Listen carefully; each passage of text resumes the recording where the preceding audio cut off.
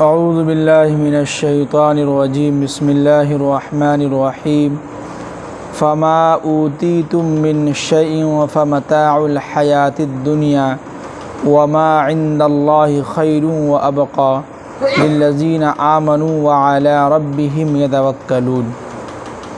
کل پچھلی آیت میں بات چل رہی تھی کہ اللہ تعالیٰ کے آیتوں یعنی قرآن پاک کی آیت کے اندر جو لوگ بھی نقص نکالتے ہیں، ان میں آپس میں بحث و مباحثہ کرتے ہیں، تو ان کو اگر معلوم ہو جائے کہ ان کے لیے بچاؤ کا جو ہے کوئی راستہ کوئی ذریعہ نہیں ہے۔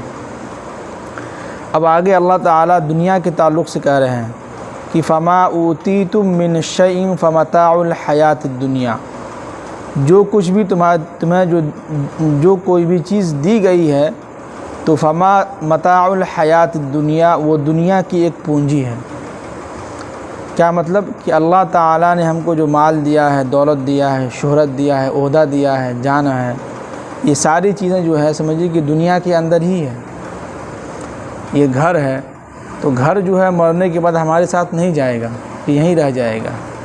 گھر کے اندر جو اے سی لگائے ہیں، ٹائلس لگائے ہیں یا کوئی بھی چیز لگائے ہیں تو یہ دنیا کے اندر ہی رہے گا، مرنے کے بعد آپ کے ساتھ نہیں جائے گا۔ تو اسی کی طرف اللہ تعالیٰ اشارہ کر رہے ہیں کہ دنیا کے اندر تمہیں جو چیزیں اللہ نے دی ہیں یہ صرف دنیا تک ہی محدود ہے، دنیا کے اندر ہی ختم ہو جانے والی ہے، یہ آخرت میں کام آنے والی نہیں ہے۔ کیا ہے؟ آخرت میں کوئی بھی چیز جو ہے دنیا کی چیزیں کام نہیں آنے والی ہے۔ ہاں اگر کوئی چیز کام آنے والی ہے وہ ہے وما عند اللہ خیر وابقى، اور اللہ کے پاس جو چیزیں ہیں جو بھی ہیں وہ سب سے اچھا اور سب سے بہتر ہے، اور وہ ابقى، اور وہ ہمیشہ رہنے والی ہے۔ یعنی کہ اگر آپ سمجھیے کہ ایک نیکی کرتے ہیں، اس نیکی کا بدلہ آپ کو اللہ تعالیٰ اس کے بدلے میں 10 دیں گے، اور وہ نیکی آپ کا آخرت کے نامہ اعمال میں اکاؤنٹ میں جو ہے جمع ہو جائے گا۔ وہ نیکی جو ہے ہمیں مرنے کے بعد حساب و کتاب جو ہوگا اس وقت ہمارے کام آئے گی۔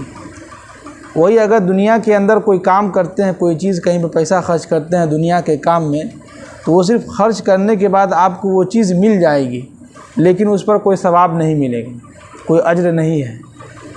تو یہی ہے، تو جو نیکی ہم 1 روپیہ دے کے کر رہے ہیں نا، وہ نیکی اللہ کے پاس ہمیشہ کے لیے جمع ہو گیا ہے، کبھی ختم ہونے والی نہیں ہے۔ تو اسی کی طرف اشارہ کر رہے ہیں کہ اس دنیا کے اندر جو چیزیں تمہیں اللہ نے دیا ہے اور ہم اور آپ کسی کو دیکھ رہے ہیں کہ اللہ تعالیٰ اس کو خوب دے رہا ہے، تو اس میں گھبرانے کی کوئی بات نہیں ہے۔ مرنے کے بعد وہ بھی جو ہے کفن کے ساتھ جائیں گے۔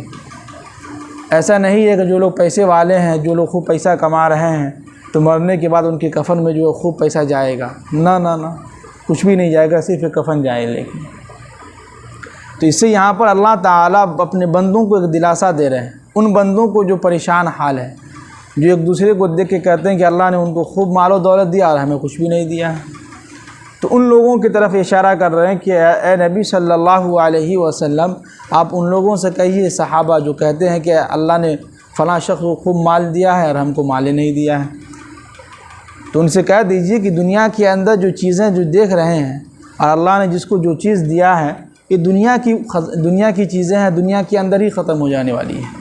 آخرت میں مرنے کے بعد اس کے ساتھ کوئی بھی چیز نہیں جائے گا تو وہ ایک ہی چیز ہے، وہ ہے نامہ اعمال۔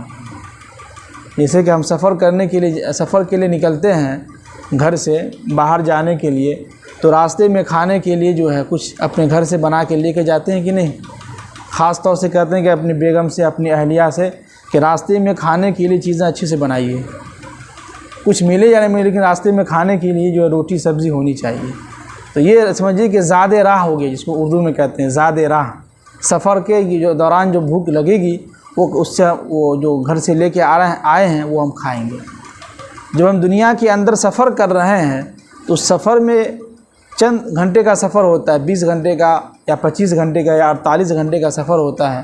اس سفر میں ہم جو ہے جب نکلتے ہیں اس سفر کے لیے تو جو ہے 3 وقت کا کھانا ہم لوگ لے کے نکلتے ہیں، تاکہ راستے میں جو ہے کہیں پر ہمیں خریدنے کی ضرورت نہ ہو۔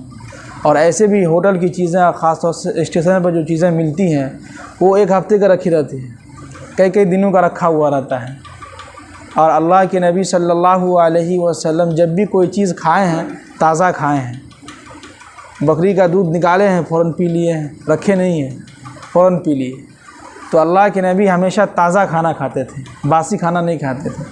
آج کل لوگ رات میں جو کھانا بچ گیا اس کو فریج میں رکھ دیے، صبح وہی چل رہا ہے، تو اسی سے پیٹ خراب ہو رہا ہے، اتنی ساری بیماریاں ہو رہی ہیں۔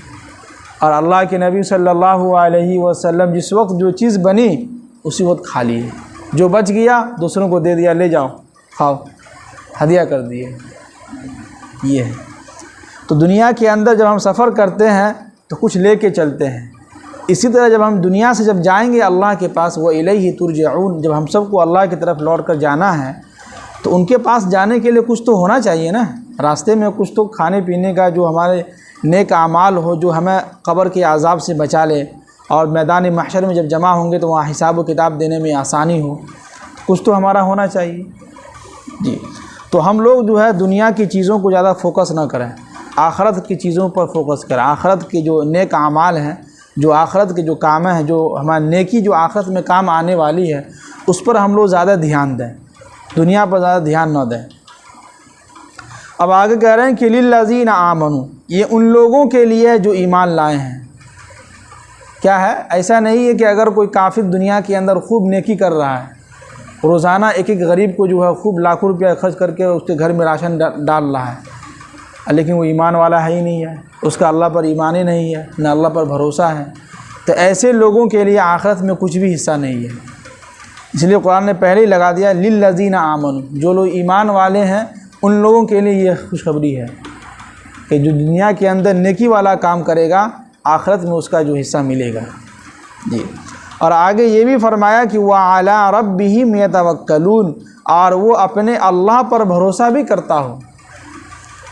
سمجھ رہے ہیں؟ صرف ایمان لانے سے کام نہیں چلے گا، اللہ پر ہمیں بھروسہ بھی رکھنا ہوگا۔ ہم جو کوئی بھی کام کرتے ہیں تو کام کرنے سے پہلے دل میں یہ ارادہ کریں کہ ہم یہ جو کام کر رہے ہیں تو اللہ پر بھروسہ ہے کہ یہ کام انشاءاللہ ہمارا کام ہو جائے گا اور ہو کر رہے گا۔ تو پہلے ہم اللہ پر بھروسہ کریں، اس کے بعد پھر ہم کوشش کریں، محنت کریں، تو انشاءاللہ ہم جو ہے منزل مقصود تک پہنچ سکتے ہیں، اور اللہ تعالیٰ اس کام کو ہمارے سمجھیے کہ وہ کام ہمارا کرا سکتے ہیں اور ہو سکتا ہے آسانی کے ساتھ۔ لیکن ہم لوگ آج کیا پہلے ہی ڈر جاتے ہیں، باپ بہت بھاری کام ہے، کیسے ہوگا، یہ سب سے کیسے ہوگا؟ تو پہلے ہی ڈر جانے کی وجہ سے انسان وہ کام نہیں کر پاتا ہے۔ کسی کہنے والوں نے کہا ہے کہ جو انسان خود پہلے ہی ڈر جائے اور مایوس ہو جائے اس سے زندگی میں وہ کام ہو ہی نہیں سکتا ہے۔ تو ہم لوگوں کو پہلے ہی ہمت نہیں ہارنا بلکہ کوشش کرنا ہے اور اللہ پر بھروسہ بھی کرنا ہے۔ ایمان کے ساتھ ساتھ کیا ہے؟ اللہ پر ہی بھروسہ کرنا ہے، اس کے علاوہ کسی اللہ کے مخلوق پر بالکل بھروسہ نہیں کرنا ہے، ایک اللہ پر بھروسہ کرنا ہے۔ اب آگے کہہ رہے ہیں کہ والذین یجتنبون، یعنی ایمان والوں کی نشانی یہاں پر ہی بتلائی گئی ہے، 5 صفات ہے، اس میں سے سب سے پہلا یہ ہے وہ ایمان رکھتا ہو اللہ پر، اور اس کے بعد یہ کہ وَعَلَىٰ رَبِّهِمْ يَتَوَكَّلُونَ، اور وہ اللہ پر بھروسہ بھی رکھتا ہو۔ یہ 2 نشانی ہو گئی۔ اب تیسری نشانی بتلا رہے ہیں کہ والذین یجتنبون کبائر الاسم، اور وہ کبیرہ گناہوں سے بچتا ہو۔ کیا ہے؟ کبیرہ گناہوں سے بچتا ہو، زنا کرنے سے، شراب پینے سے، گانا جو ہے شرع عام جو شراب پینا، یہ ساری جو زنا والی کام ہے، جو کبیرہ گناہ آتا ہے، ان سب گناہوں سے ہم لوگوں کو کیا ہے؟ بچنا ہوگا جو ایمان والا ہے۔ اور آگے یہ بھی کہا والفواحش، اور بے حیائی والا کام سے بھی بچنا ہے ہم لوگوں کو۔ بے حیائی والا کام کیا ہے؟ کہ ایسا کام جس سے آپ کو شرمندگی محسوس ہو، کہ ایسا کام جس سے دوسرے لوگ دیکھ کے کہے کہ پتہ کتنا کیسا انسان ہے، اتنا بے شرم ہو گیا ہے، شرعام جو ہے کام کر رہا ہے، اس کو کہتے ہیں بے حیائی والا کام۔ اس سے بھی ہم لوگوں کو بچنا ہے۔ اور آگے فرمائے کہ وَإِذَا مَا غَضِبُوا هُمْ يَغْفِرُونَ، اللہ اکبر، کیا زبردست آیت ہے۔ اور جب ان کو غصہ آتا ہے تو وہ درگزر کر کے چلے جاتا ہے، یعنی نظر انداز کر کے۔ جیسے کہ آپ کو کسی پر غصہ آیا، اب آپ جو ہے غصہ آیا فوراً آستین اٹھائے، اب فوراً اس کو دھو دیے اور جو ہے گالی بک دیے، نہیں، بلکہ آپ کو غصہ آیا اور اس غصہ آنے کے باوجود بھی آپ ہلکا سا مسکراتے ہوئے وہاں سے نکل دیے، اس کو بولتے ہیں کہ وَإِذَا مَا غَضِبُوا هُمْ يَغْفِرُونَ، اس کو جب بھی غصہ آئے تو وہ وہاں سے ہنستے ہوئے مسکراتے ہوئے وہاں سے نکل جائے۔ یہ ایمان والوں کی نشانی ہے کہ نہیں؟ اللہ اکبر، کتنی اچھی بات ہے۔ اب آگے کہہ رہے ہیں کہ وَالَّذِينَ اسْتَجَابُوا لِرَبِّهِمْ، اور ایمان والوں کی نشانی یہ بھی ہے کہ جب بھی ان کے سامنے قرآن و حدیث اور اللہ کی باتیں کی جائے تو اس کو مانیں۔ جب بھی قرآن و حدیث، قرآن خاص طور سے بیان کرے جس چیز کو، جس کا جو حکم، جس کا جو حق بنتا ہے اس کو دینے کا، تو اس کو، اس پر جو ہے اس ایمان والوں کی ذمہ داری ہے کہ اس کو مانیں۔ اور وہ اقاموا الصلاۃ، اور نماز کی پابندی بھی کریں۔ دیکھیے نماز کو سب سے بعد میں لایا ہے، اس کا مطلب یہ ہے کہ ہمیں سب سے پہلے ایمان بھی لانا ہوگا، اس کے ساتھ اللہ پر بھروسہ بھی کرنا ہوگا، اور کبیرہ گناہوں سے ہمیں بچنا ہوگا۔ آج اکثر آدمی جو ہے نماز تو ادا کر رہا ہے لیکن کبیرہ گناہوں سے کہاں بچ رہا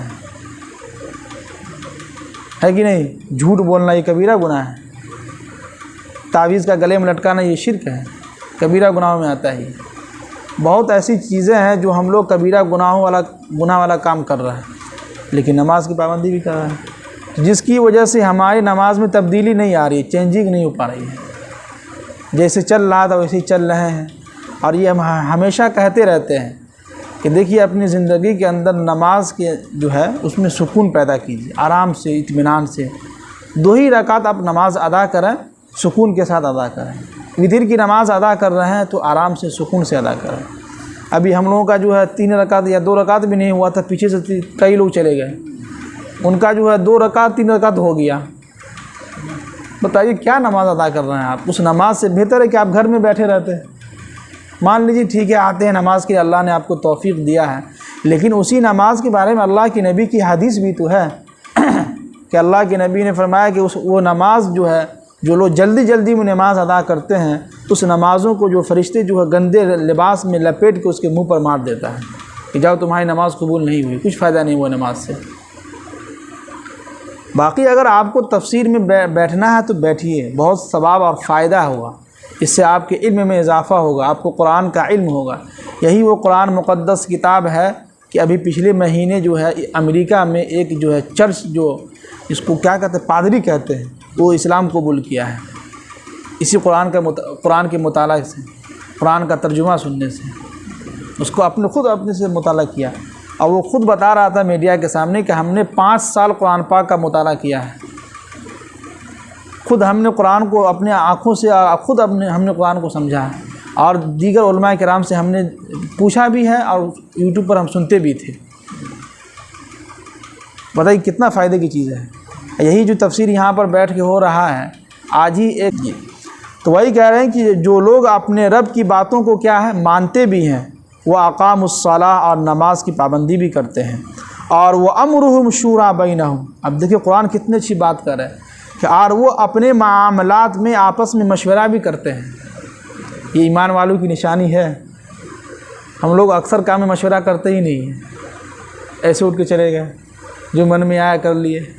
تو یہاں پر ایمان والوں کی نشانی ایک یہ بھی ہے کہ وہ امرہم شوری بینہم، جب وہ آپس میں کوئی معاملات، کوئی کام ہوتا ہے، شادی بیاہ ہوتا ہے، کوئی بھی معاملات ہوتا ہے گاؤں کے اندر، تو آپس میں مل کے بیٹھ کے مشورہ کرتا ہے۔ جیسے آپ لوگوں کے یہاں شادی کے تعلق سے مشورہ ہوتا ہے، یہ کام ہم کو بہت پسند آیا اور بہت اچھا لگا بھی، ہونا بھی چاہیے۔ بھائی آپ اپنی بیٹی کی شادی کر رہے ہیں تو ایک مرتبہ مشورہ کر لیجیے، یہ بہت اچھا لگا ہم کو، اور اچھی بات بھی ہے، مشورہ کرنا بھی چاہیے۔ اور ہر کام میں، گھر کے اندر بھی کوئی کام ہو تو کوشش یہ کیجیے اپنے بھائی کو، بیٹا کو بیٹھا کے جو مشورہ کیجیے، بیوی کو مشورہ کیجیے بیٹھا کے۔ اب آگے یہ فرمایا کہ وَمِمَّا رَزَقْنَاهُمْ يُنْفِقُونَ، اور جو کچھ ہم نے ان کو دیا ہے ان میں سے اللہ کے راستے میں نیکی والا کاموں میں خرچ بھی کرتا ہے۔ جی ایسا نہیں ہے کہ اللہ نے مال دیا ہے تو اپنے پاس رکھتے جائیں، آؤ رکھتے جاتے ہیں اور اپنا ہی سب کچھ پہن رہے ہیں، جو بیچارے غریب ہیں ان کا خیال نہیں رکھ رہے ہیں۔ نہیں، اللہ نے مال و دولت دیا ہے تو اس پیسے میں سے کچھ روزانہ یا مہینے میں یا جب موقع ملے اس میں سے اللہ کے راستے میں خرچ کرتے رہیں۔ تو یہ ایمان والوں کی نشانی ہے۔ نشانی تو ابھی اور بہت کچھ ہے، بس اتنا ہی رہنے دیتے ہیں۔ تو آج کی آیت میں خلاصہ کلام یہی ہے کہ اللہ نے دنیا کے اندر جو چیزیں ہمیں دی ہیں یہ دنیا کے اندر ہی رہ جانے والی ہے۔ کوئی بھی چیز ہو، بنگلہ ہو، سواری ہو، کوئی بھی چیز ہو، یہ سب چیزیں دنیا کے اندر ہی رہ جانے والی ہیں۔ ہاں اگر کوئی چیز رہنے والی ہے باقی ہمیشہ، وہ ہے نیکی جو اللہ کے پاس جمع ہو رہا ہے ہمارا اور آپ کا۔ اللہ تعالی ہم سب کو عمل کرنے کی توفیق نصیب فرمائے۔ سبحان اللہ بحمدہ، سبحانک اللہم وبحمدک، اشہد ان لا الہ الا انت،